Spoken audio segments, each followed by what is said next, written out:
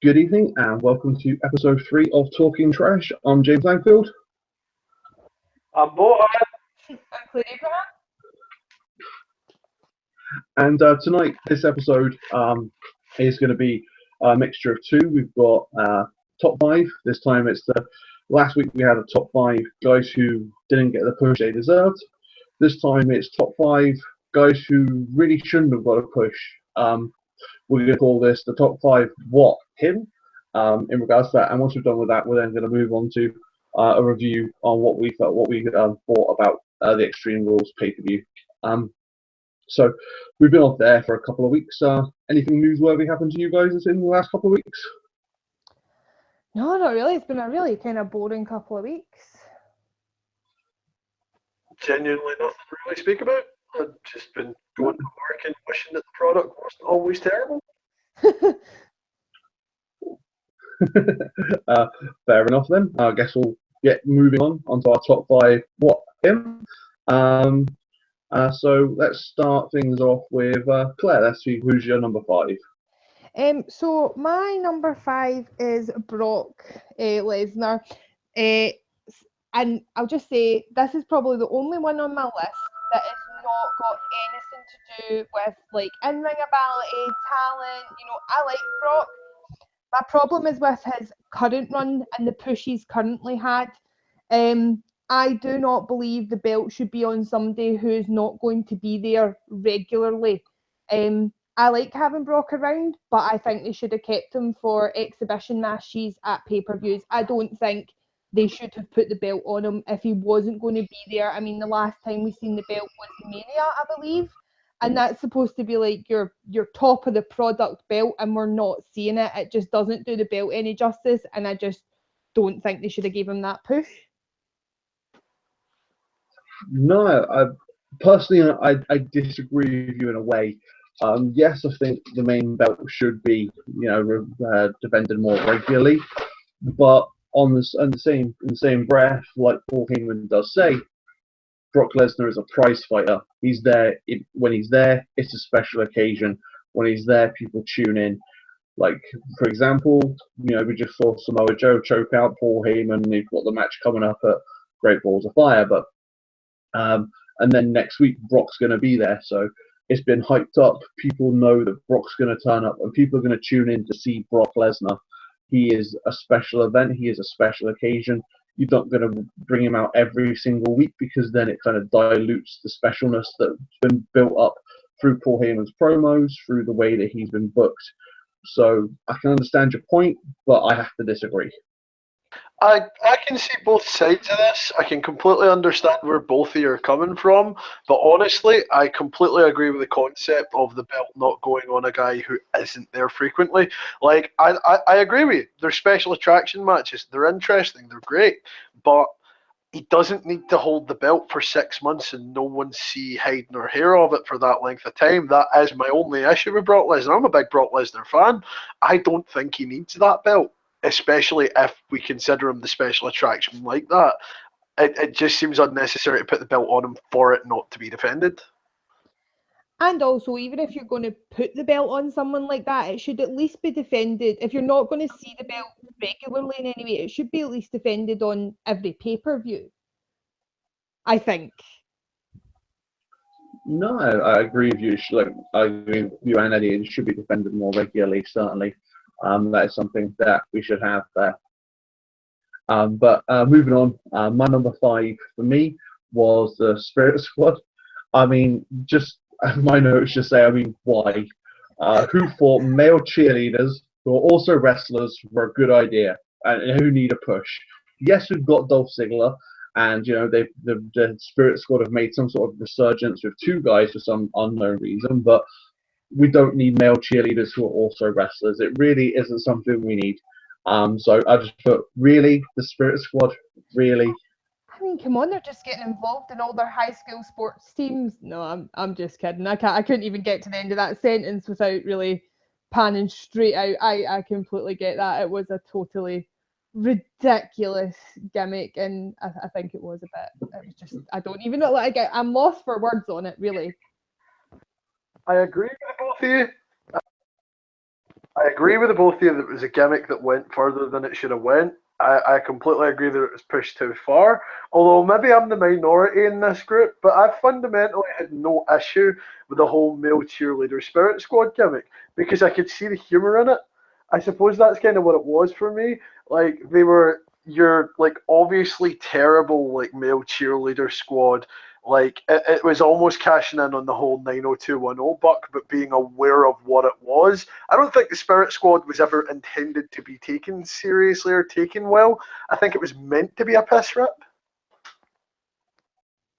I don't know. All I know is that for me, it got pushed too far, and so that's why they're on my list. Andy, who's your number 5? Right, so I feel kind of guilty about this to some extent because it is low hanging fruit, and also like my last two discussions we've had here, I've failed to put a female on the list. A female's finally hit one of my lists, and it's my bad list, but it's not even one. It's a twofer. It's Leiko. I mean, honestly, I really like. It completely goes over my head how they thought that that whole besties breakaway women's championship shit was gonna fly. I mean, I understand. Obviously, we're looking at a time where the women's division in WWE was something totally different to what it is now. But even by the standards of then, you had a couple of talents that could actually work. And then you had Layla and Michelle McCool. And for some reason, they were the ones with a belt on them. The ones, by the way, with a singles title on them, plural, the ones. I have so many issues with that. If someone's not good enough to hold the belt on their own, don't fucking put it on two of them and hope that it hides it. No, I've got to agree with you there, Andy. I was never a big fan of that whole legal gimmick. It just didn't work for me. And like you said, having a whole breakaway championship, you have one woman holding it, not two. It doesn't work. It worked, in the whole Jericho because they were best friends when one's the champion, we're the champions. But it was never they were both holding it at the same time. And co-holders of a belt just doesn't work. We've seen it previously where it hasn't worked, and it just didn't work there. So no, I can totally see where you're coming from. Yeah, no, again, I totally agree with that one, best friends, separate belt. Ooh, no, I just like Bohan pointed out, I mean, if you're not good enough to carry that on your own, then it's not really a singles belt anymore. Like, it was just ridiculous. As well as that, like that besties belt that they had, and I'm going to keep referring to it as that because that was the official title they basically gave it. That belt looked worse than the actual women's belt, which was 10 years dated as a design. I quite like that design, but it looked like a child's replica once they put that split in the middle because the belts weren't able to be proper jewellery and look nice. No, I agree with you. But certainly they weren't the best tag team or best female wrestlers, and they get pushed too far. Moving on from there, I'll start with my number 4. My number 4 is the Ultimate Warrior. Might be controversial. People like the Ultimate Warrior. For me, I just felt that it was kind of weird. Didn't really make much sense in regards to his promos. And people liked the fact that it didn't make much sense. It didn't do anything for me. One of those main things, he gassed himself getting into the ring. He did not have the cardio ability of in terms of being what a wrestler should be in regards to the in-ring. Yes, he had mostly squash matches, but that doesn't excuse the fact that if you can't even run to the ring without getting out of breath, you should never be in that ring in the first place. Yes, he patched everything up before he went into the Hall of Fame and before he was pulled back, but he pretty much burnt every bridge that he ever had before that had happened. And you had the whole self-implosion of the Ultimate Warrior, the lawsuits he went through. To me, he just got pushed far too far. He was not that good of a wrestler. Wasn't that good in terms of his cardio ability. He just wasn't that good, in my opinion. Well, I have to say, controversial or not, we have the same. I had Ultimate Warrior for my number 3, actually. But, I mean, essentially for everything you said, he was, all gimmick and nothing else. It was a run down to the ring, shake the ropes, lively personality, and then get in the ring, and it was just absolutely nothing to back it up. And just everything you said was exactly what I was thinking for it. Okay, Andy, what's your opinion? It's really easy to pick on Brock the Ultimate Warrior. I didn't put him on my list because I've already had this rant on Defend the Indefensible on the first attempt we had at having like one of these episodes where we had the old game show format back. I have made my feelings about the Ultimate Warrior very clear. I don't rate him as a human being. I don't rate him as a wrestler. I don't rate him as a merchandising entity. Frankly, the thing is, I said this to Claire earlier, when we look at the 80s from now, from the perspective that we now have as wrestling fans now that kayfabe just simply isn't a thing, we can easily look and measure sort of talent for what it actually was. I understand how a crowd of people who didn't see that aspect of it, they wouldn't pick it to bits. But you're talking about a guy who barely could get to the ring, who, when he did get to the ring, did nothing spectacular, who cut promos that made no goddamn sense. And we're also talking, for what it's worth, about a guy who came into the business at the exact same time as Sting. If you look at what the two of them were doing at the same time at any given moment in their careers, you can see one of them was better. Why he got the push, I'll never fucking know. Fair enough. Going on from there, Bohan, who's your number 4? Well, I didn't know which name to put down for this one, but my number 4 is Psycho Sid Vicious, Sid Justice, call him whatever the fuck you want. He couldn't cut a goddamn promo to save his life. I remember him telling, I can't remember who it was right enough, but in a WCW promo telling his opponent that he had half the brains that guy did. He was piss poor as a worker.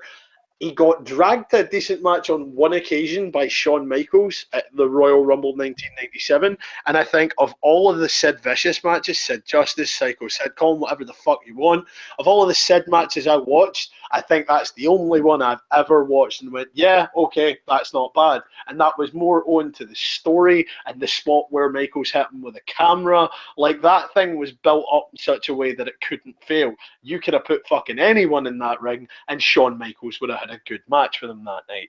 But frankly, it's a guy I just don't rate and I don't understand the push on. I mean, even like if you want to go back like 5 years before him, Lex Luger, they had the sense not to pull the trigger at the last minute and have him win by DQ and celebrate like he won the belt anyway. Like, that was a much better idea than putting the belt on someone like Sid. Oh my God, what are you doing? Stop. No, I agree with you. Sid, to me, never really was that good of a wrestler. Didn't really enjoy his work. Like you said, he couldn't cut a promo. So he's not on my list, but I can certainly understand why you put him on yours. Yeah, I'm the same on that. He's not on my list, but I completely understand where he's coming from with it. No way. So, Claire, who's your number 4? My number 4 is David Otunga. I mean, shit in ring, shit on commentary. I think he's kind of a victim of the old WWE developmental.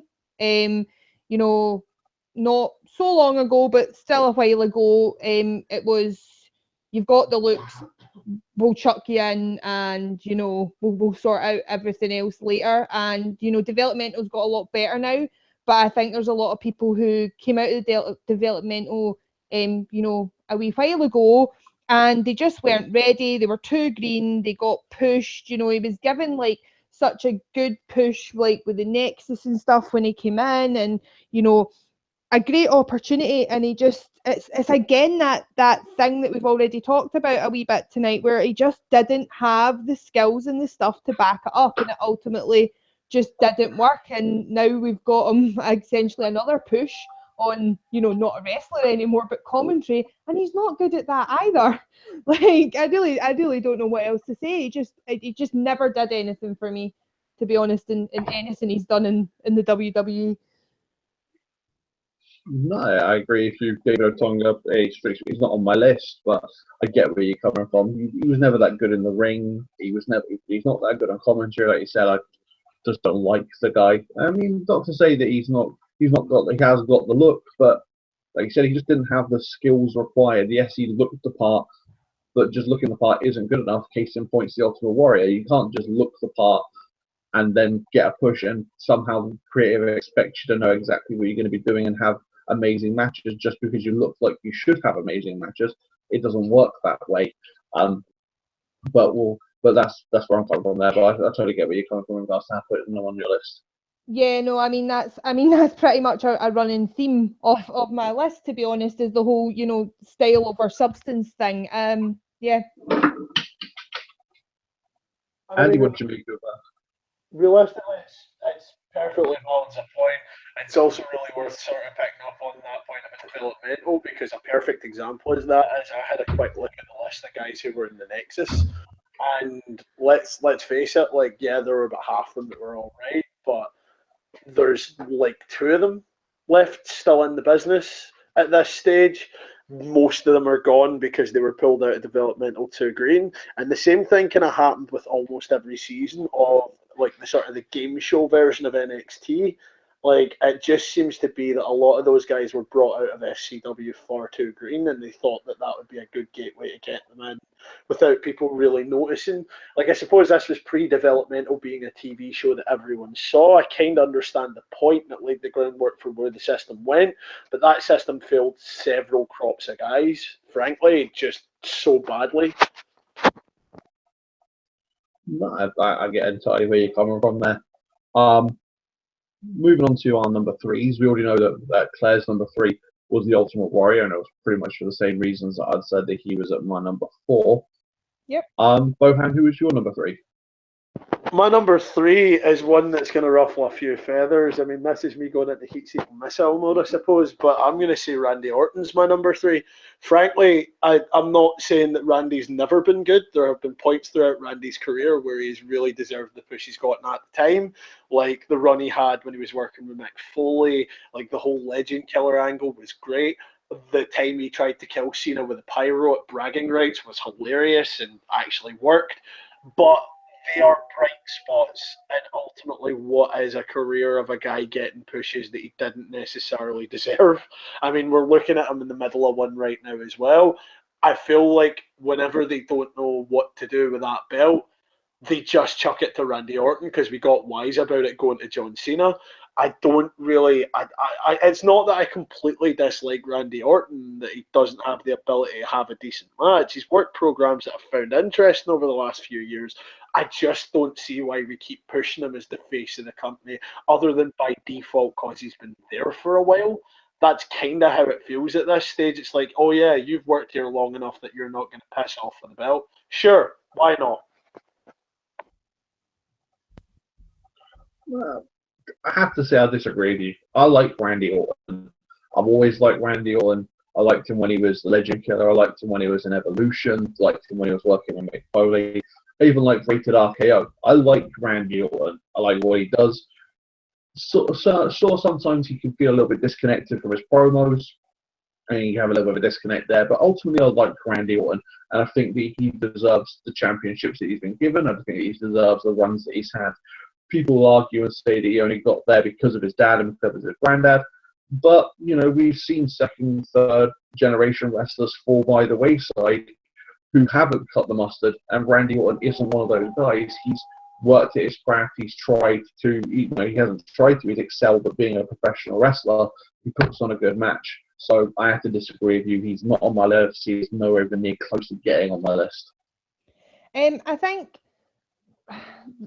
obviously hearing Bohan talk about it, it's for Randy, it's kind of one of those things, the same as Brock was for me. He's talented. That's not why he's on the list. It's just this time round, I think the push he's been given could have went to other guys. He's had good times. He's still a good wrestler, but I think it would have been better to go to someone else who is newer and Bray Wyatt, and I don't know why they keep teasing that and not shooting the gun on it. And I think that would have been much better. And sometimes for me personally, Randy gets a bit bland. I don't know what it is exactly. I can't really pinpoint it, but I enjoy his matches, but I never really get excited for his matches, I suppose is the best way to put it. No, fair enough. I see your point. I see Bohan's point. I just have to disagree myself. My number three, this one for me, it might be controversial, I don't know, but for me, I feel that as a whole, the Nation of Domination should not have been pushed. Not because none of the wrestlers were good, not because none of the wrestlers had, didn't work well. You mean you had the Godfather, you had Elo, you had The Rock in there, you had Farouk. All of them solid in-ring workers, and they had a good storyline. For me, the reason that they're on my list is that I feel that having a black supremacist gimmick in the WWE, the WWE making a political standpoint, making political commentary with their gimmicks isn't something that a wrestling company should be doing. So, I didn't think it was appropriate, they're having wrestlers who might not agree with what the gimmick they're being given, making political commentary with a gimmick, and so that's why they're on my list for getting the push that they did. I feel like I can understand to some extent. I get it, I get the point, but again, number 3 seems to be the number of disagreements. I fundamentally disagree with the point. I loved the Nation as a gimmick. I felt like the Nation very strongly embodied something that I suppose we as Brits don't really understand to the same extent, but honestly, as someone who was a fan when I was younger of like gangster rap and stuff like that, like I could look at the Nation of Domination and understand why that was relevant commentary. It maybe wasn't handled with the most sensitivity and the way it should have been, but honestly, I feel like everyone who went in and out of the Nation at least learned something by the process of working under Ron Simmons as Farouk. I mean, when you look at it, Mark Henry came in after having been sort of injured for most of his early career, worked great with the Nation. Colonel Mustafa would go on to become the Godfather. I mean, I suppose that's kind of a wash, that one. I suppose it's really down to personal opinion. Some people love the Godfather. I loved it at the time, not going to lie. I look back on it now and kind of go, maybe I was wrong about that. D'Lo was great. Like, the Nation served as a vehicle to push The Rock eventually, and prior to that, it served as a vehicle to actually try and do something with Ahmed Johnson, the man who no one had managed to make relevant. Farouk made him relevant by beating the crap out of him with a 2x4. Honestly, I feel like the Nation had its place, it earned its place, and it represented a demographic that wrestling at that point didn't represent. Like, the only black world champion there had been to that point was Ron Simmons. If anyone had a right to have a sort of Nation of Islam influence gimmick, surely it's the only guy that they let hold that belt. No, I see your point there. Like I said, it wasn't for me, and that's not to say that, like I say, it wasn't relevant. I just don't feel that entertainment companies should be making political commentary. You have it kind of backfires if they're looking back on the history of the company. If you have people like Jesse Ventura or Hillary Clinton, people who used to be involved in the wrestling business, then going back on storylines that they potentially were involved in. Feel political commentary has any place in the world of professional wrestling. That's my opinion, and if people don't agree with me, that's entirely up to them. But I don't. That's why I put the Nation on my list there. I kind of get where you're coming from with it. I think part of the issue is that I don't think the WWE ever really handles these type of things well. I think I think there's potential for those type of things to be done really well and make a really good statement, and be done just well and tastefully and stuff. And I don't think the WWE ever picks up any sort of gimmick like that and really does it justice. And I think that's mainly where the problem comes with them doing anything sort of political. No, I see your point there. Given that we already found we glossed over your number 3 because it was the same as my number 4, we'll start with you, Claire. Who was your number 2? Oh, this might be a bit just really easy pick here, but I couldn't help it. It's the Bella twins. Mainly Nikki. I just think they are again someone who was picked style over substance. They were in the 2006 Divas Search and they didn't even make it through that. They were then picked up the next year, and they were only in really developmental for 3 months before they were put on the main roster. That is not long enough to train a wrestler. 3 months is not enough. I mean, you're going to learn how to, get your ring stamina up and maybe do a bump or two. Like, I know, obviously, I've never trained to wrestle, and you probably learn a lot more if you're doing it every day than that. That's an exaggeration, but it is far too green. And all justice to them, I do feel like they did get better with time, but I still think compared to almost all of the women on the roster, even with the years they've had to progress, they are still not as good as, I know they're not really there anymore, but they still are not as good as a lot of women on that roster. And I mean, Nikki held, she got the title of longest reigning Divas champ. I mean, I know it's the butterfly belt, so in my mind it doesn't really count, but that's quite a big, thing to get for someone who is definitely not the best woman they have in there. And I just don't think they deserved it. I think they were brought in a time where women's wrestling really wasn't respected. They were brought in because they were a pretty face. And it was another case of, right, okay, you're pretty, you've got the look, let's get young and we'll try and sort out the wrestling later. No, I get where you're coming from there.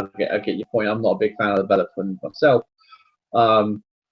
People might say that it's me being a conspiracy theorist or some sort of nut job, but to me, sometimes it would seem that as soon as when Nikki was Nikki with John Cena? Yeah, I think Nikki with John Cena, and it seemed that she's getting the push, and it's almost you're getting the rub because your boyfriend's the face of the company. And to me, that well could not be the case, but to me, it seems that John Cena could have been in the ear of Vince or someone telling him that Nikki should be getting the pushes, and that's probably just a conspiracy theory on my behalf. But it did seem that John Cena's around, Nikki's at the top. John Cena's not around, or John Cena's out of the picture. Nikki's nowhere to be seen anywhere near that belt. Yeah, I mean, it's something that obviously is not a kind of secret conspiracy theory within the kind of wrestling community or WWE universe specifically. It is something that's well known and thought of, I think, among a lot of fans, that is potentially something that went on behind the scenes. Bohan, what's your opinion on Claire's number 2 as the Bellas? Perfectly valid. I mean, honestly, what I find funny about the Bellas, though, when you really look at them over the sort of as a retrospective of their career at this stage, it was Nikki who started out as the shite one and ended up decent, and Brie Bella just seemed to stop giving a fuck at some stage. But like, honestly, to pick up on a point, like the point you guys were discussing, yes and no. I believe there might be an element of politics to it, but to be honest, what I think actually happened with the whole longest title reign thing was the same thing that happened to Brock Lesnar when he left. Brock Lesnar left having been youngest champion, and they stick the belt straight on Randy Orton, almost as if to go, fuck you, nah, you left the company, mate, your problem. They did the exact same thing to AJ Lee. They did the exact same thing to AJ Lee. They went, right, we're going to put this belt on someone else and we're not taking it off until we no longer have AJ Lee as our longest running champ because of the obvious ongoing bad blood that's involved with the Mendez Brooks family, if you will, and WWE. I feel like a large part of that decision was based purely on, well, fuck you, you left. No, I get where you're coming from there, and it is a valid point. So we'll kind of move on from the Bellas, and we'll move on to Bohan. Who's your number 2? My number 2 again is going to be one that's ultimately going to upset a few people, but I'm just going to come out and say it, and I was saying it the entire way through the most recent run. It's Bill fucking Goldberg. At the end of the day, I grew up a WCW fan, but I was a child at that stage. I didn't know any better. The streak seemed like a big mysterious thing. Having gone back and watched the clusterfuck that is the match with him and William Regal, if you can't have a good match with William Regal, you're not ready to be in the goddamn ring. Even at William Regal's worst stages in his life, all his vices, you are not in a position to be in a professional wrestling ring. And it went from there to having a kind of moderately decent match with DDP where he almost knocked himself out, or did knock himself out, who knows. He says himself he doesn't remember the last couple of minutes of it, to coming back, because we'll just gloss over the whole Mania 23 thing. Who wants to discuss him and Brock getting booed out the ring again? But like, this most recent run was what really sealed this for me, because when we had this discussion, as you'll see with my number 1, there were 2 names that very obviously came to mind for me. Bill Goldberg was one of them. And honestly, having worked 10 minutes worth in the ring and holding the fucking belt, running towards Mania for a fucking semi-main event match, for me is unforgivable. The guy worked nothing at all. I saw less of him than I saw my parents over a month period, and I don't get down home often. Like, frankly, Bill Goldberg should never have been given a push to that level if they weren't actually going to put him in the goddamn ring. Because what does it make guys like Kevin Owens look like? What does it make those guys that he worked with around that period look like? It makes them look like shit. It makes them look like subpar athletes. And then how do you convincingly put anyone against Brock after he murders him?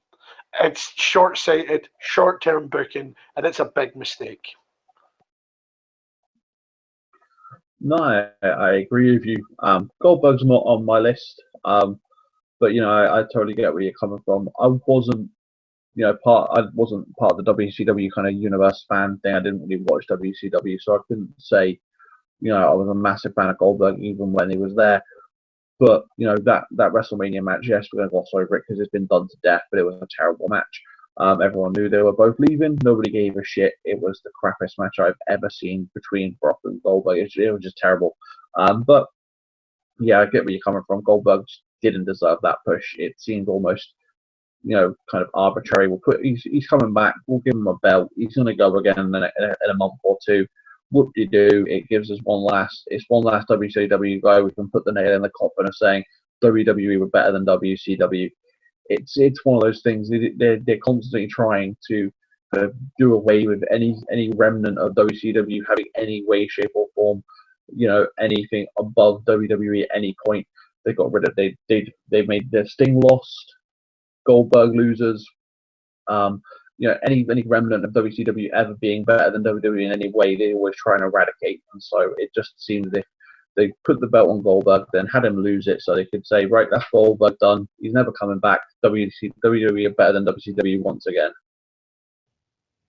Yeah, I mean, he's not on my list, but I agree with both of you. Like, there was just, it was pointless. I mean, if nothing else out of the entire thing, at least I got a giggle that he couldn't even make it from the locker room to the ring without bursting his own head open. But I mean, that was the most entertainment I got out of him the entire time he was back, to be honest. For what it's worth, real quick though, there is talk, just in case neither of you saw it, that he's planning on coming back for another run, and I could not give a shit less. And this is coming from someone who is a fucking huge WCW mark. I watched nothing else. It used to be the highlight of my week as a child, seeing Nitro come on a Friday after Cartoon Network had finished.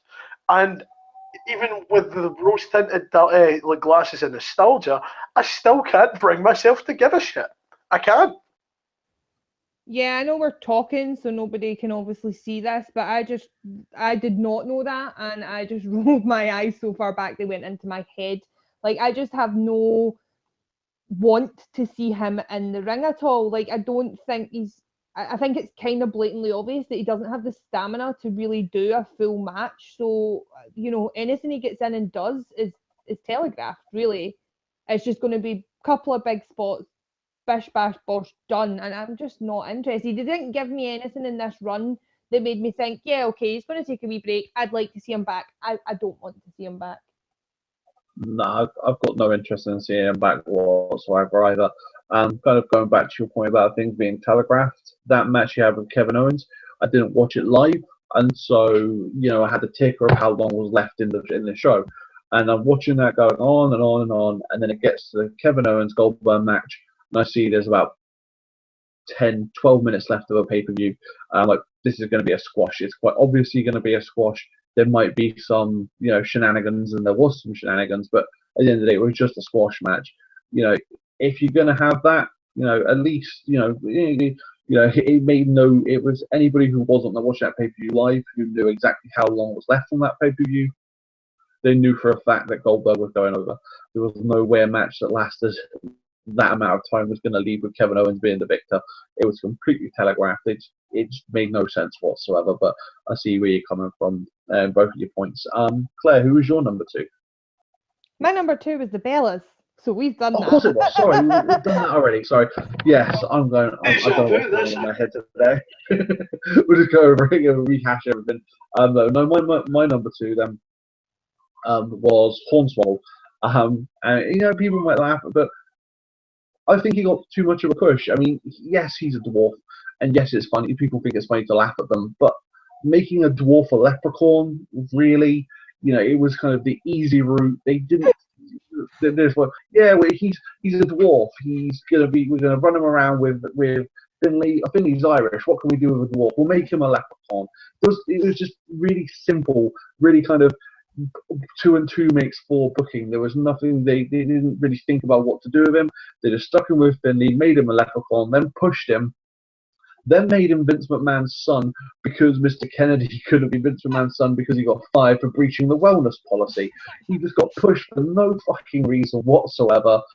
Yes, he's a dwarf, and people look down on him, and he shouldn't be looked down on. He's having a nice little decent run in TNA right now, feuding with Spud. That's tangible. That's something I can get behind. But getting behind a dwarf leprechaun, no, it's not happening. I mean, I couldn't help but laugh at that. I mean, you're right. I mean, everything about it was just pretty ridiculous, and the whole Vince McMahon's son thing. I mean, oh God, like where do we even? I mean, you've done pretty well there because I don't even know where to start with all of that. Bohan, what do you think? We did get that magical moment one Christmas where he asked Mick Foley, aka Santa, for a voice and got it. I mean, there's not really much to be said. You've hit the nail on the head, but the person I feel most sorry for that whole gimmick, as bad as it is to paint a leprechaun dwarf, as bad as that whole thing is, I feel really sorry for Finlay. Because, I mean, let's be honest about him. And I can't say his name at this stage without calling him Finlay either because of OSW. Thank you very much for that, Jay Hunter. I'll never get that going. But, I mean, realistically, when you really break down what he was, Finlay fits into that category with guys like William Regal, who could work an unbelievable fucking match in that proper old school catch as catch can world of sport influence style that I always come back to because I absolutely love that shit. But like here you have this guy coming out of Northern Ireland in particular, Northern Ireland, and you give him a leprechaun as a friend. Like the racism's off the chart, but you're still picking on the wrong Irish as well. Like it just gets worse and worse the more you peel back the layers. No, I agree with you. It just was a ridiculous gimmick. I'm laughing even now thinking about it. It's just there's no need for it whatsoever. It was terrible. It was so bad. Just out of coincidence, I'm just thinking here. None of us have mentioned who my number one is. No one's mentioned his name whatsoever. Have we all got the same number one? I think there's a possibility you and I have the same number one. Obviously, with me and her living in the same house, we discussed some things a little bit beforehand. I think it's a very likely possibility that you and I have the same number one, though. Possibly. But I'll start it off. My number one is the Great Khali. He couldn't work, couldn't even walk. I mean, that's due to his height, but he wasn't a good mover, wasn't a good worker in the ring, wasn't a good speaker. Had someone speak for him, and when he didn't have someone speak for him, you couldn't understand him. He didn't really get over with the fans, and they pushed him purely as a marketing ploy, in my opinion, to break into the Indian market. And they wanted the money from the Indian market because wrestling would have been is popular over there, and the Great Khali, for one of a better phrase, is he's a superstar in India. He everywhere he goes, he's getting mobbed in India. He is ultimately one of the most famous people in India, and WWE wanted a taste of that money that he could bring into the company. But he didn't deserve the push that he had. He had terrible matches. He just couldn't work, and so that's why he's my number one. No, I think what you're saying is absolutely right. I do think that it was kind of bring him into, tap into that market. And again, you're right with the not being able to work. There's not really much else to say about it. You're right, 100% round. I completely agree with you. Like, Andy? The only reason I don't have Cali on my list, and this is going to sound strange coming out of my mouth, but it's a humanitarian prospect. I feel really guilty putting Cali on a list like this, because if we put Cali on this list, we've got to put Andre on this list, because they were both the same thing. Big guys who were in pain because they had gigantism, who couldn't really sort of work to the level that was required. Granted, Andre started early enough that he wasn't always in pain, but you could see him deteriorate as his career went on. Cali was brought in by the point where, like, sort of age wise and sort of body wise, he was already at the stage of Andre when Andre started to hit that sort of decline in his career. I just feel really guilty for him. Understand that he probably shouldn't have had the push that he had. But at the same time, God love him, he tried. It's as simple as that. God love him, he actually tried. Like, for a lot of the guys who are on this, he really didn't, and that's why they didn't deserve their push. At least he put his whole arse into it, but I feel guilty picking on the guy. No, I can understand. Well, I'm saying that looks like we might have some different opinions. Claire, who's your number one? Okay, so this is probably really like just low hanging fruit and all that, but I feel so strongly about it that it had to be number one, and it's Roman Reigns. And there's just so many reasons. I never liked him, didn't like him when he was in the Shield, don't like him now. I think he was pushed way too much, way too fast. Another example of a guy who was far too green when he came in. Most recently, you had the United States Championship on him, and he just didn't give a fuck. Like, he didn't even bring it to the ring with him sometimes. Like, he just didn't care. He got suspended and put straight back into the picture. I mean, if you look at other guys and girls who've been suspended, and some of them have completely faded into obscurity because of it, but his, dare I say it, name and appearance, gets him straight back in there. It was what I think really kind of got him pushed in the first place. It was another one of those, you look the part, let's go for it, when really wasn't ready. He's kept basically everything from the Shield, and since he's left the Shield, there's been no real character development at all. Like, it would be fine if I didn't like you if you just turned them heel, but they refuse to do it, and it's just so frustrating to watch. As well as that, I don't think he's that good in the ring. He has a very limited move set. It's kind of almost like if you watch one of his matches, you watch all of his matches. I mean, Superman punch, spear, drive by. I mean, it's all the same. It's very limited. And even then, it's poorly done. His spear is terrible. Like, he's either headbutting somebody in the chest or DDTing himself. Like, it doesn't look good.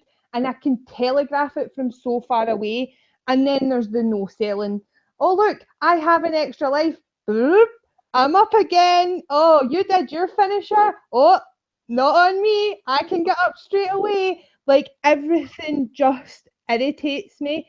And this is probably just me being cathartic and getting it all out, because it's actually turning into apathy now. Like, I'm getting to the point where I just don't care. And he's just kind of ruining matches for me. I know we're going to talk about Extreme Rules after this, but we were watching the Extreme Rules 5-way match, and that 5 minutes where Bray and Samoa Joe and Finn were all doing their thing, it was great. And I actually kind of, for a little bit of time, forgot Seth and Roman were part of the match. And then Roman Reigns drags his ass back into the ring, and my brain just went, oh, fucking great, this guy. Like, I remembered, and I knew it was going to happen. I know, obviously, we got a good ending to that match with Joe winning, but I knew he was going to pull out his traditional moveset that is pretty much all he has, and I knew that he was going to no-sell finishers that the other guys did on him, and I just can't stand it anymore. And like I said, it's probably an easy pick, but he had to be my number one because he's probably the one that irritates me the most at the moment. No, fair enough. I can't disagree with you. I don't like Roman Reigns. Like I say, he's got a limited move set. He's not on my list at the moment. I mean, he could have been on my list. I think it was apathy. Honestly, I don't care enough about him to put him on any sort of list. He's not on the. I don't care about him either way. If he wins, yay. If he loses, whatever. I don't really care. He could leave WWE tomorrow, and I wouldn't give a shit. They'll go, Roman Reigns has been fired. Okay, whatever. Don't care. Make me care. Turn him heel. Make me hate him. Make me dislike him for a reason.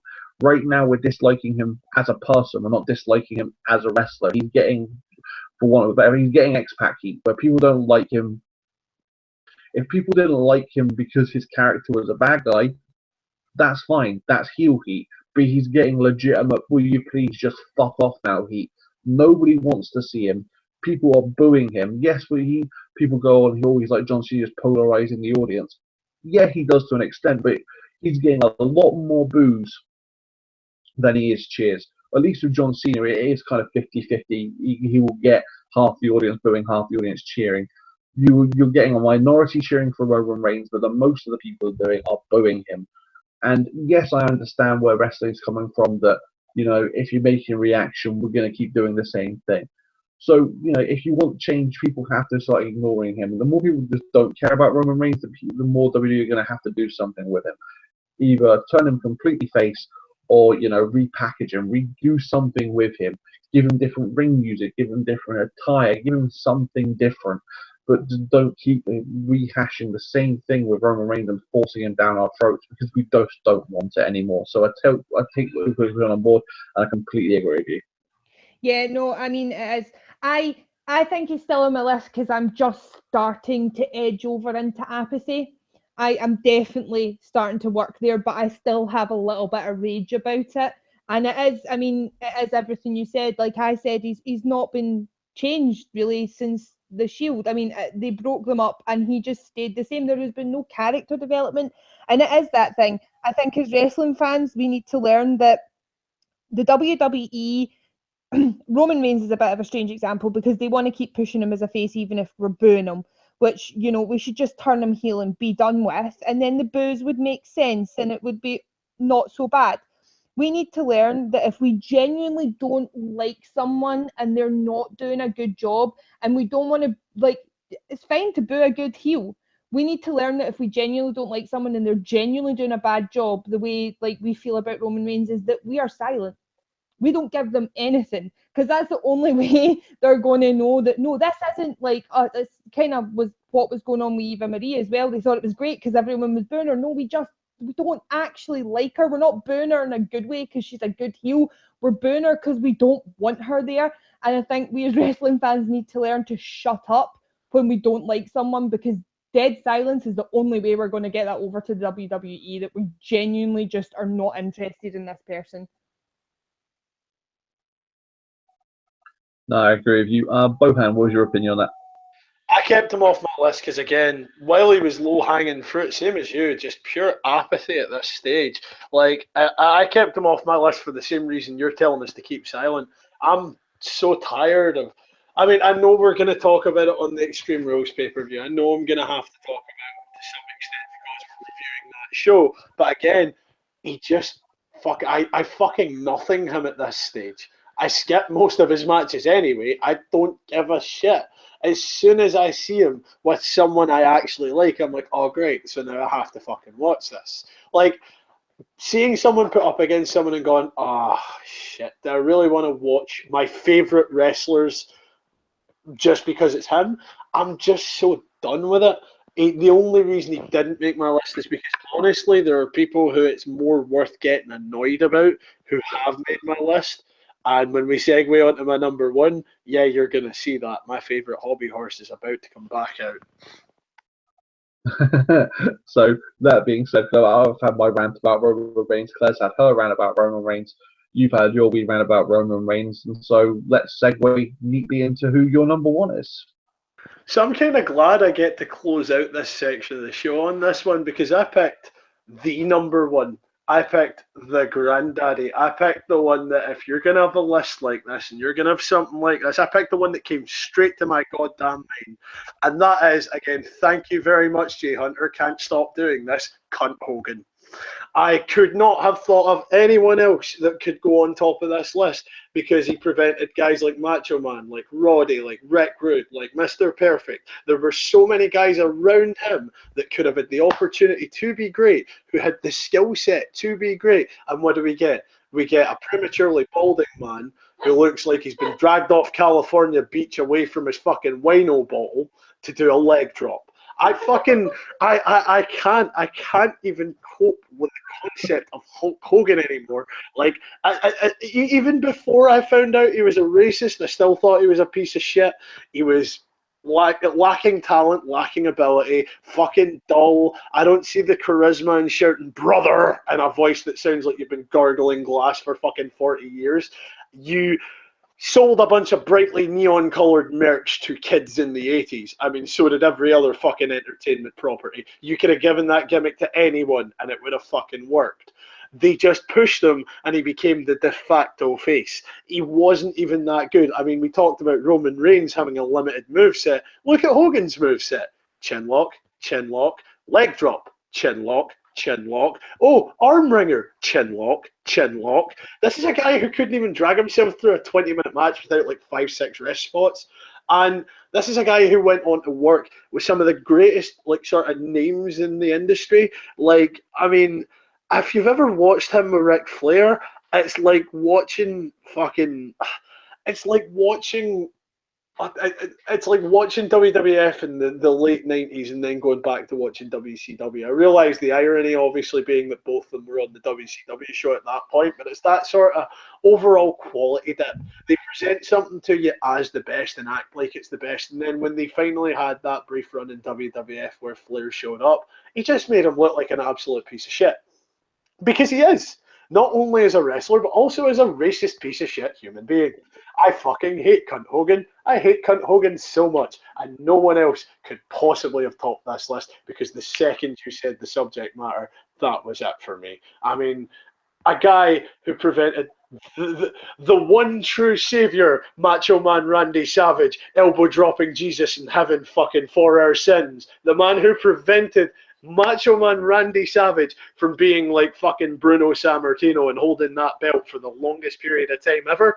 That's just fucking, that on its own is just fundamentally unforgivable. But also to have pushed other far more qualified guys out of that fold for the sake of that prick, nah, no one else could ever top this list. No, I get you. I get you. I get your points, and your fervor against Hulk Hogan is certainly appreciated. I get entirely where you're coming from. I agree with you. Just a quick, just a quick aside. Obviously, we were talking previously about Goldberg and how you're a big WCW fan. What did you think of him? Looking back with the rose-tinted glasses and the nostalgia. What did you think of Hulk Hogan when he was part of the NWO? When he did turn heel, when he had that run with the NWO? What did you think of him then? Even as a child, it was interesting for about 20 minutes because here you go, biggest name in the sport comes to WCW. It was interesting for a fucking blink of a goddamn eye, and then they left the most beautiful, big gold, gorgeous belt on that motherfucker for so long, and he disrespected it so much that he spray painted it. I mean, that man never respected a single goddamn thing that was given to him for what it's worth. He called the fucking WWF title a toy in Japan. Like, honestly, even as a child, I came to the point where I was kind of like, oh, okay, can I see Sting and DDP now? I'm not really interested in this cunt. Like, even as a child, it wore off so goddamn quickly. I just don't understand the appeal in Hulk or Hollywood or any of the variations of Hogan. And he looks even worse with a full head of hair. I've seen it in these AWA days, but like that's an aside as well in and of itself. But even as a WCW fan, I couldn't bring myself to enjoy Hogan because he's just not that enjoyable. And even with his career swirling around the drain and him going into the last of his stuff, Macho Man Randy Savage was still fucking better than him at WCW. Still, even the worst Randy matches go above and beyond the best work Hogan ever fucking did. Like I said, I can't say any of what you said is not right. Hulk Hogan, terrible human being, terrible wrestler, should never have got the push. I completely agree with you. Claire, have you got anything to add to Andy's tirade? I mean, no, his hate for Hulk Hogan runneth over, and it's really difficult to add much to it other than, I mean, I agree with it. I was never a big fan. I mean, I live in black. Even when I was younger, I was a wee goth kid. And so when I was younger, those big, bright, loud gimmicks like Ultimate Warrior and Hulk Hogan never really appealed to me. So I never really got on board with him. And then as I got older and obviously kind of learned like what he was like backstage and how he was quite a bit of a tyrant, and I just kind of had no respect for him at all, to be honest. No, I can understand your point there. Um, not to sound offensive, but I think I've forgotten. Did we do your number one, Claire? Yeah, I did. It was Roman Reigns. It was Roman Reigns. Yes, it was, and we're going to talk about him. We're going to talk about him momentarily as we move on to You just our experienced my hate blind. That's what happens every time I talk about Hulk Hogan. I get the hate on and I go blind to what's literally just happened. If anyone forgot that Claire's number one was there, that's my fault. But it's just so easy to hate the man to the point where you mildly have a stroke. That's very true. I think some people might have had an embolism just from listening to Andy's rhetoric on Hulk Hogan. So apologies if anybody has died. But moving on, we'll discuss the Extreme Rules pay-per-view that just happened last weekend, in which WWE attempted is the operative word, to go extreme with their matches. I didn't see the pre-show. Did you guys see the pre-show? Did I fuck? Unless you're giving me something very fucking special on your pre-show, which you very rarely do, I'm going to sit down and watch a 2.5-hour show. Why do I want to watch an hour of everyone fumbling over predictions and just remember that Jerry the King Lawler still has a goddamn job? Yeah, no Fair enough. for us. No, I didn't watch the pre-show either. Apparently, Kalisto defeated Apollo Crews and Titus O'Neil was in his corner. So yeah, nobody gives a fuck about that. So we'll go on to the main card. The curtain jerk was the Miz with Dean Ambrose. Just quickly, just before we go on to reviewing it, I'm going to break down the matches, tell you who won, who lost. So if you haven't already seen Extreme Rules, then where the fuck have you been for the last week? You should have already watched it by now. So if you haven't seen Extreme Rules already, go watch Extreme Rules, then come back and listen to the rest of our show. But we're spoiler alert, we're going to talk about all the matches, break it down, and the results. So just throwing it out there. But yeah, so the initial match was the Miz with Dean Ambrose under the stipulation that if Ambrose was disqualified, he would still lose the belt. That didn't happen. The Miz went on to win with a skull-crushing finale. What did you guys think of the match? Honestly, for me, it quite might have been match of the night. Honestly, it's rare that the curtain jerker is the best thing that's on that card, but I thoroughly enjoyed this match. I heard the stipulation going into it and went, oh, well, this probably is long. It's going to be heavily dependent on it. It's not really going to work. Well, it was heavily dependent on it. It allowed the Miz to get an Eddie Guerrero spot in, which I pop for every goddamn time. I love seeing the Eddie spot. I love seeing the whole look, here it is, the chair just hit the deck, or the referee thinks he hit him with it. They used that step so well. It played into the end so well. The fake out at the end where, you know, they had the whole sort of, oh, he's going to win the belt by the most nefarious means of all. Psych. Nah, he won it. He won it dirty, but he still didn't win it that dirty.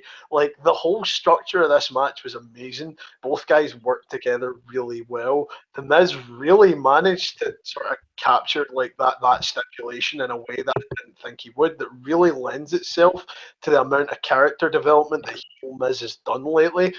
Honestly, it was a solid 4.25 star match for me. I mean, there was nothing on this card that was 5-star, but while the main event was good, this was probably my favourite match of the entire evening. Yeah, no, I really enjoyed it too. No, yeah, I enjoyed it as well. I thought it was a good match. Like the whole chemistry of it.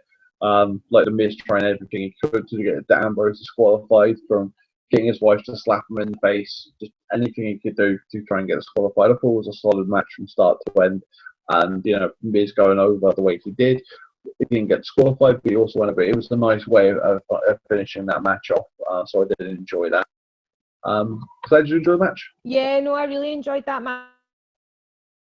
match, and I think they're together at the minute. I don't think there's really been any of their matches that they've done in their recent kind of arc that I've really been disappointed in, and I do think it was kind of, I think they're doing a good job with them of having the kind of tropes and that, and then kind of going, oh no, but like, because they did it as well, you know, obviously the following night with Dean being the cameraman, but bringing out all the tropes. I think they're doing a good job of having them, but then using them differently, which is really nice, kind of like a breath of fresh air, because it's so easy just to use them and have them and be like, okay, I know what's coming.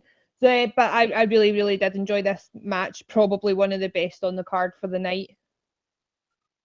Yeah, no, I agree with you. That was one of the best matches there. The match after that was Rich Swann and Sasha Banks, who went on and defeated Noam Dar and Alicia Fox in a mixed tag team match. How do you think? What do you think of that match? Sorry, which of us were you looking for there? You broke up. I was saying it was Rich Swann and Sasha Banks who defeated Noam Dar and Alicia Fox. Either one of you, who what do you think of the match? I mean, obviously, I think the right team won. I'm not really injected into the cruiserweights. I have to say, I do quite like the dynamic with Sasha and Swan. Swan? Which one? But I just don't like having them there. I don't think there's a need. I think they should be doing their thing and making the women's side good, and the cruiserweights should be doing their thing and making the cruiserweights good. I don't think we need to be mixing it up, and I don't think it's working all that well.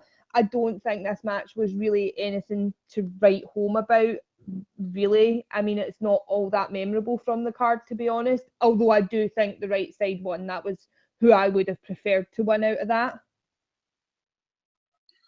No, I agree with you. It wasn't anything special. At the end of the day, it was an okay match, but it did nothing for anyone really. It didn't really push Rich Swann any further. Sasha Banks is kind of stuck, kind of treading water, for want of a better phrase, right now in the women's division. So it didn't push anybody or push anybody down. Everyone it was like a place marker. No one's really done anything that's improved them or devalued them in any way. So it's kind of a meh match for me. Andy? I mean, we're probably going to come back to the point I'm about to make in a couple of seconds when we start talking about the following match, but like, honestly, there wasn't anything to this. It felt completely unnecessary that it was on the card in the first place. You could have relegated. This is coming from the boy sitting here wearing the Noam Dar hoodie, by the way. Like, I'm a massive fucking Noam Dar fan, and I hope I never have to say this sentence again, but you could have easily relegated that match to the pre-show and had enough time to make a decent women's match out of that horrible fucking Russo-esque idea that they had. Like, honestly, it just seems completely fucking unnecessary that this was on the card when they only had 5 minutes to go for the women's match. I know it was only 6 minutes and you would only got like those 6 minutes back, but honestly, it just didn't really need to be on the card in the first place, especially when you've already got that cruiserweight title match. You can't even argue that it's on there just to make sure the cruiserweights are getting representation. No, I agree with you. Like I said, it was kind of a meh match for me as well. But moving on, the next match was did somebody rehire Vince Russo? It's a kendo stick and a pole match. In which Alexa Bliss defeated Bayley by smacking her around with a kendo stick after Bayley decided that she couldn't use it or tried to use it, but just couldn't bring herself to. So once again, Bayley couldn't get extreme in regards to that. But like I said, to me, the whole premise of the match was like, from the books here, did you rehire Vince? How did Vince get in the building? Who thought this was a good idea? Let's put something on a poll. It's clearly out of the Vince Russo handbook of the two people are fighting over something. I know. Let's stick it on a poll. It was one of the most pointless, gimmick matches in Extreme Rules that I've seen in a while. And there was no need for that. They could have just had it as a kendo stick match. You should have had it as a Extreme Rules match. There's no need to put something on a poll. And anybody who's anybody, me, you, we're all reminded that was Vince Russo's go-to, and it all just brought back bad memories of the fact that Vince Russo's a couple. I mean, that was my exact thinking when I seen it. I was like, who, like exactly like you, who let him back into the writers' room? Like, seriously. And I think it's fine to have kind of gimmick matches, but a kendo stick match, just in general, having lots of kendo sticks there would have been a lot more interesting than fighting to get one kendo stick off a pole and then using it. And also it was really short. And I think we watch a lot of other stuff out with wrestling, and I think I have to throw this one out to What Culture. I think it was a review on there, and someone said, we're supposed to expect that Bailey won't use a kendo stick when she throws people against guard barriers and into turnbuckles, and she does everything else in the ring. She's been beaten by this kendo stick how many times? And we all know wrestling's scripted and stuff, but like those welts on her back are probably pretty real because kendo sticks hurt and they do actually hit each other with them. Are we really supposed to expect, like, I just don't understand why she didn't hit her. Like, it's not so unbelievable that Bailey would use a kendo stick. Like, I don't get it, and I think it would have been more interesting, much more interesting than just having her beat with a kendo stick again. No, I agree with you. Part of me I would have much preferred, Bailey didn't use it, fine. If she didn't use it, in the match, that's fine. I would have liked to have seen, Alexa win for using the kendo stick, and Bailey then just flips out after losing the match and then just completely beats on her with a kendo stick, just loses her mind that she couldn't bring herself during the match to go extreme, and so she's just lost it and goes extreme with the kendo stick at the end of the match and just leaves Alexa in the middle of the ring and walks off. That would have been a brilliant way to finish that match. Have Bailey moving on, the fact that have Bailey showing off a darker character.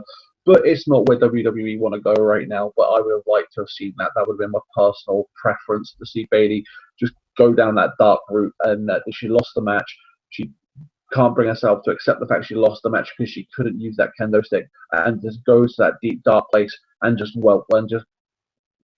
proceeds to beat on Alexa until she's not moving anymore. I mean, genuinely, there was a little part of me when they went down the route they did with that match that did think Bailey was going to go for her after it, and to just felt so anticlimactic, the whole match. Like, it was, I mean, the kendo stick hits and stuff that Alexa Bliss puts out are pretty fucking brutal, let's be honest. They look pretty brutal. She's good with the kendo stick, but I just, like, other than that, and we've seen it before, it's been done already in the lead up to it. I just think they could have anything really else to make this match better and more exciting, and they just did absolutely nothing with it. It was kind of like they were like, okay, Kendo's sticking a pole, Alexa's going to beat her up, and then we really can't be bothered doing anything else for it, so let's just leave it at that.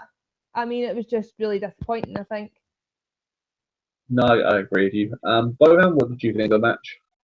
Well, allow me to do something a little bit different here. I mean, I'm not going to take you through it in absolute real time because that'll take a whole 5 minutes, and I don't think I can talk about this match for a whole 5 minutes. Also, 5 minutes for the fucking women's title? Really? You think that's acceptable? Get some fucker in the back sacked for that shit. That's not good enough, and it's never going to be good enough. But allow me to take you through this in somewhat of a chronological order, because I feel like really it's the only way I can do this. Oh, look, that pole looks like it might be too high for Alexa. Oh no, wait, she's climbed up. Yeah, she could about reach that. They're going for the pole really early here. What the fuck? They're going for the pole really early here. Oh shit, the pole's down. Okay, Bailey's got the pole. Is she going to beat her? Is she going to beat her? Is she going to come on, get on with it, do something, please, show me something. Oh, no, Alexa's got the pole. Alexa's got the kendo stick. She beats her a little bit. Okay. Is this a near fall? No. Oh shit, it's over. What the fuck was that? Like, that's pretty much it. There's my entire thought process for that fucking match in about a minute. I don't even have enough, like, content to be severely pissed off about it. What I'm severely pissed off at is the fact that a women's title match went 5 minutes. I mean, we keep talking about how Vince Russo got himself back in the door. Yeah, he fucking clearly did, because a women's match only went 5 minutes again. What the actual fuck? I thought we had dealt with this. I thought we built these stories up. I mean, I would have been happy for the kendo stick to have come down early. I'm a fucking ECW mark. I'm happy to sit and watch two people wail on each other with a blunt instrument in a way that's probably not really acceptable for a human being to enjoy, but fuck it, I do it anyway. Like, I'm more than happy to watch the pair of them go extreme, but it's almost like they went, okay, So we've got 2 women out and we've got an extreme step. Shit, bottle it, that's a bad idea. This isn't going to end well. Fucking saw that go the same way the Sasha Charlotte match, where like they had the false count anywhere and it fucking just went all over the shop and it went like a proper decent extreme-ish men's match. It's called Extreme Rules, not fuck it, that's 3 kendo shots pinner. No, I agree with you. It wasn't acceptable to have a 5-minute women's title match. It was just ridiculous, and harken back to the days when women's wrestling wasn't respected like the way it is now, and it just wasn't good enough. But moving on, we did have a very good match next, in which Cesaro and Sheamus defeated the Hardy Boys to win the WWE Raw Tag Team Championships by escaping the cage, which I thought was an interesting stipulation. You've got a tornado tag match effectively inside a cage, but you have to escape the cage. A lot of the time in WWE now we're having pinfalls and submissions inside that cage as well as escaping it, but we went back to old school days where you have to escape the cage to win, which I liked. I like cage matches where you have to escape to win, and I thought this was a very good cage match, a very good tag team cage match. The spots they had were amazing. It was an extreme cage match about the need for blood. They did put on a hurting on each other. The whole dynamic and the fact that Jeff had escaped but felt the need to come back and rescue his brother because his brother was getting hurt on. It was just a brilliant match from start to end. Even the start when the Hardy Boys came out and you've got delete chants. Something needs to happen there because we're going to keep getting delete chants until WWE pull the trigger and either pay TNA off to get that gimmick, or that gimmick is disappears forever. But for me, it was one of the best matches of the night. I thoroughly enjoyed it. Yeah, no, I mean, I don't really have anything to add on the good side of that. I completely agree with you. I really enjoyed the match. Thought it was a great tag team match in the cage. Really good. They worked it. They kind of did some spots. Obviously, the Jeff in and out. I did it made sense. I get it on the night. I thought it was a bit funny. I was like hokey Jeff and out and out. The one thing I would say is I think when you're going to do one of those endings where it's really close and they're both trying to get out opposite sides of the cage, it has to be really, really smooth. And I don't quite think it was there. I think you could see kind of Sheamus and Cesaro hanging on the edge of the cage, just kind of waiting to build the tension when really they could have just been scaling down. Obviously, you could maybe say they were thinking about jumping back in and grabbing Jeff, but I mean, it's easy enough just for them to jump down. Kind of lost it a little bit for me, but overall, a really, really strong match. Bohan, what was your opinion? I mean, it's not that I didn't enjoy the match, but I felt like the escape-only stipulation that WWE seems to love for cage matches kind of hampered this. Honestly, I feel like this match would have been better solved with a pin. Even if you wanted to have those 2-on-1 spots, have it solved in an elimination fashion. Both, like, you have to pin both members. But the escape the cage angle in this just kind of felt, oh, they went out the door and both of them hit the ground first. Great, fantastic. But like the fact that Jeff Hardy managed to escape, stand on the outside for about 3 minutes, and then go, shit, I better go back in, just kind of pointed out where the issues were with this step in the first place. Because anytime one guy leaves, their partner is then at a disadvantage. Unless both of you are leaving at the exact same time, it's pointless for either of you to go. I mean, the match itself overall pretty strong, worked very well. I have no qualms ever about seeing Sheamus and Cesaro. I fucking love the pairing of them. I've loved Cesaro for a while. I always had a real soft spot for Sheamus as well. Like, it's nice to see the pair of them getting the opportunity to do something. It was time for the belts to come off of the Hardys. Maybe just being nitpicky here, but I feel like, again, it's another case of one of those sort of, well, we're having a pay-per-view full of stipulation matches, we need to give it something, but they kind of crippled it by not doing it the right way. I mean, I think this would have been better served as honestly, a Hell in a Cell match or something similar. Like, just take away that element of escape the cage, because quite often, even in singles matches, escaping the cage feels anticlimactic. It doesn't really work, but it's even worse when you've got to get 2 guys over it. No, I agree with you. I personally, I like the sensation of escaping the cage. It adds a little something for me that inside of a ring when you can pinfall submission, that's fine inside of a ring match, but inside of a cage, that's something that they can, hit each other up inside that cage. But I like the added submission that you have to escape to win because it means that there's more chance for those spots up on the top, the high drops and things. And I'm a bit of a sucker for a high spot. I have to admit it, I do like them. So Jeff coming off with a whisper in the wind, I was marking out for that. Like I said, I'm a sucker for a high spot, but no, we both had our pieces on that. But going forward, after that, we had, for me, the Miz Ambrose was a very good match. For me, Neville Aries was one of, if not the match of the night for me, in which Neville again defeated Austin Aries here to retain the Cruiserweight Championship. But for me, that submission match was one of the best matches of the night. It had the back and forth action. You had the fact that you thought Austin Aries was going to win. That whole kind of, he put the last chance on him, held on to it, put it back on him outside the ring. Kind of that whole gimmick that he kind of not forgot, but he was so engrossed in the match that he didn't realize he was outside the ring, couldn't win it that way, even though it was a submission match. He had to win it inside the ring. It was something that they told a brilliant story throughout that whole match, and it was one of the matches of the night for me. I mean, I'm going to be nitpicky here because as much as I enjoyed that match, why the fuck was the referee counting when both them were out the ring in a submission match? What are you going to do? Disqualify them? The only way to win is by submission. Fucking keep track of your own gimmicks. That's the kind of shit that fucking completely ruined matches in WCW and completely drags you out of that shit in TNA. I mean, that aside, fantastic match. Can we just take a second to really appreciate what they've managed to do with Neville? Because let's face it, we all knew he was talented being fans of the British scene. We all knew how good he could be. They've finally found that niche for him. They've finally found where he belongs and works best. Austin Aries also an incredible talent. Really good match that wasn't necessarily either of these guys' wheelhouse either. Like, I know both of them can work that mat-based style pretty well, and I do really enjoy it. And they really stuck to the script. They gave the Cruiserweight something that wasn't flippy shit 365. As much as I love flippy shit, you do need some variation. Really enjoyed the match. Really felt like both of them gelled cohesively.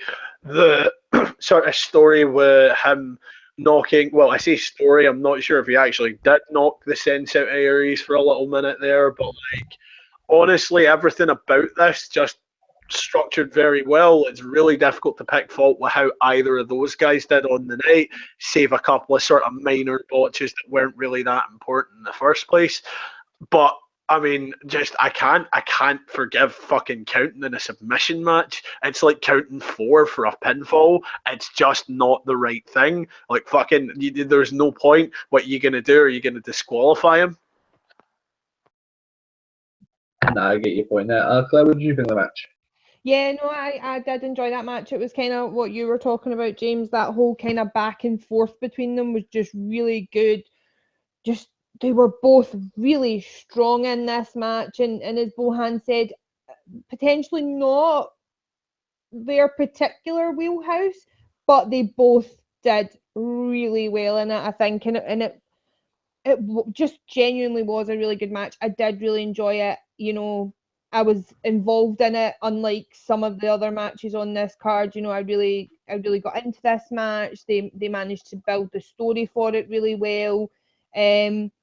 They have done a great job turning Neville heel. I mean, he is a fantastic wrestler, and I'm really enjoying him as a heel. I'm kind of getting to the point where I kind of wish Austin Aries would win the belt, but I'm not too mad that they've not done it yet, so it's okay. Well, you No, will be good to find out he's taking a couple of months off. Oh. no, I understand that. So we move on to the last match of the night and the last part of our show. The Samoa Joe defeated Roman Reigns, Seth Rollins, Finn Balor, and Bray Wyatt to go on to be the number one contender to face Brock at the Great Balls of Fire. I enjoyed the match. I mean, it was pretty much half an hour, and the action was solid. We had some nice spots. Seth's dive outside the ring through Bray on a table. Balor running around, drop kicking everyone outside of the ring. There was just some nice spots throughout that match that kept me entertained throughout the whole match. It wasn't the best match of the night, but it was a solid match. People got their shit in. Everybody got what needed to be done. And for once, Roman Reigns wasn't the guy of the night, and it was nice to see somebody else getting a chance to get that push there. And I like Samoa Joe. I think at Brave Wars of Fire, him and Brock Lesnar are going to have an absolute brilliant match. I think Samoa Joe and Brock it's going to be a barnstormer of a match. They're going to knock seven shades of hell out of each other. And I like the fact that Samoa Joe is still being booked to this absolute monster. And fans are getting behind him now. We're seeing less of the authority, so you haven't really got that kind of heel working for the authority right now. It's just Joe running through everybody, and people are getting behind that. I'm behind it. I've liked Samoa Joe since I saw him when I started getting into wrestling. I was watching TNA as well. I love Samoa Joe. I think he's going to be fantastic, and for me, the best way to go. I would like to have seen Balor win as well, but I think Joe versus Lesnar is going to be a brilliant match, and I really enjoyed that one. Yeah, I mean, as probably all wrestling fans do, we had the chat about like who we would like to see win, who we thought was going to win, and it did for us. I mean, the three guys we probably both, me and Bohan, both really would have preferred out of that match was Bray, Samoa Joe, and Finn Balor, and it really came down to Samoa Joe and Finn Balor. I would have liked to have seen Finn win, much like yourself, but when we were talking about it and discussing it beforehand, I think Samoa Joe was the best pick to go forward and have the match with Brock. I'm glad that that's who they picked, and I'm glad that's who they went forward. Overall, I did think it was a really good match. Personally, I could have had it just be Joe, Bray, and Finn. I really enjoyed their kind of bit where it was just them in the ring, as I said earlier tonight. But overall, it was just a really good match, and not best of the night, I don't think, but I did enjoy it nonetheless, and I thought everybody got a pretty decent showing out of it, which sometimes in those kind of person matches can be quite hard, but I think everybody got their stuff in. I don't think anyone looked particularly weak, so it was pretty well done. No, I agree with you. It was, like I said, it was a good match. I enjoyed it. Bohan, where are you in that match? Honestly, I enjoyed the match. It was a good match. It was a good, solid match. Like Claire said, in the run up to it, I had 3 picks for this, the same picks as her. And while my heart said Finn Balor, my head always said Samoa Joe. I didn't think they were going to be smart enough to take the most obvious booking choice. Because, I mean, you'll remember as well as I do the match that he had with Kurt Angle. Like the Iron Man match that Brock Angle had, like on SmackDown. Like, we know he's capable of working well with a guy that you can present as a credible threat to him. My main concern in the run up to, I can't say it with a straight fucking face. I still can't say it with a straight fucking face. Great balls of fire. My like main qualm in the run up to that is how they're going to use Samoa Joe in this match. Like, I am is going to end up just being squashed by Brock over a like sort of 10-15 minute period, just suplex, repeat. And that's really not what I want out of this, because you've got 2 guys who are capable of putting on an absolute fucking clinic. I want to get the match that we deserve out of this. But going back to the actual match itself, I felt like Finn Balor looked very good on the night. I feel like Samoa Joe robbing him of the victory was a nice touch. I feel like it means that he gets to go out there looking strong. I feel like the customary Roman Reigns nap on the outside of a multi-man match is really getting wearisome. It's really like they don't have a clue what to do when they put him in this scenario, because, oh wait, we've got to put him in the ring later to do his spot where everyone fucking gets hit by his finishers and he no-sells everything else. Like, we really have to fucking deal with how we're booking him, because it's really starting to impede on a lot of these matches. Like, I understand that if you're going to have a guy do the Super Samoan spot, you to the ring, beating up people, dealing with stuff, actually doing something at the same time, because if you do, we're going to be expecting them to hit the deck. But stop telling that fucking story. No one likes that story, but you insist on telling us that story over and over ad nauseum. Like, other than that, there was some really nice spots in this match. You had the whole sort of build towards a finish, old school attitude era multi-man match. Oh look, near fall, finisher, near fall, finisher, near fall, finisher, which is great for someone with an attention span like mine's. I really enjoy that shit. I get that not everyone does, but when you've got these multi-man matches, it makes a lot of sense to do those kind of spots. Everything about this was really solid, really polished. Just honestly, I know Claire said you could have took like sort of the two of them out. It honestly, for me, you could have just took Seth Rollins, like Seth Rollins left them in, but you could have got rid of Roman Reigns very easily from this match. His impact on it was minimal. He was only for himself, not the story, which is an all too familiar story when we're talking about him. I'm just so fucking tired of it. I'm so apathetic towards it. But I mean, taking that out of it, if you can just cut those 3 minutes out when you re-edit this on the network, WWE will be very happy. Like honestly, as a whole, match was pretty solid. I just, I really enjoyed it. There's not really much else to say about it. I hope we get the match we deserve outside of Joe and Bray.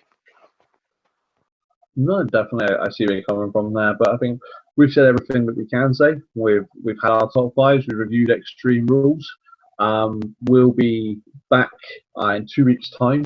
Which point we'll do another top five. Not too sure what that'll be, but we'll get to that. Between us, we'll work that one out. But I think the show just after that will be next week is Money in the Bank, so we can do a Money in the Bank review if you guys are up for that. Yep, sounds good. Works fine for me. Fair enough then. So we'll do another top five, a Money in the Bank review, and we'll take it from there. So it's good night from me. It's good fuck cunt Hogan from me. Good night from me. And from me, and from all of us at Talking Trash, it's good night, and we'll see you again soon.